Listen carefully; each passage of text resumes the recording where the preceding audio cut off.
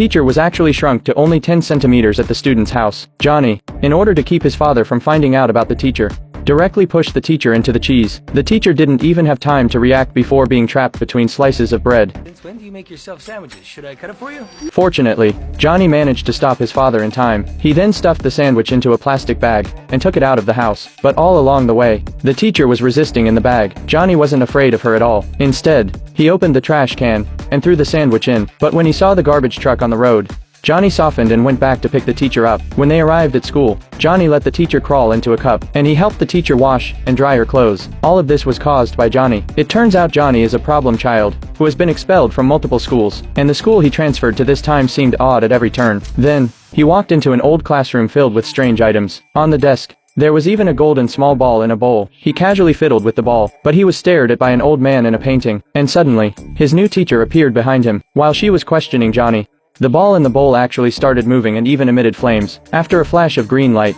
the teacher in front of him vanished. But in fact, the teacher had only been shrunk to a 10 centimeters tall person. But the shrunken world was very dangerous. If not careful, she could be stepped on and hurt. So, the teacher crawled into a nearby backpack to avoid the danger. And so, she was brought back to Johnny's home. Once the teacher was sure she was safe, she crawled out of the backpack. But when she finally found the bathroom to pee, she found the toilet was so high that she couldn't climb up. So, a tree in the distance became her substitute. Finally, she could relieve herself freely, but unexpectedly, halfway through, the flower pot was taken away by someone else.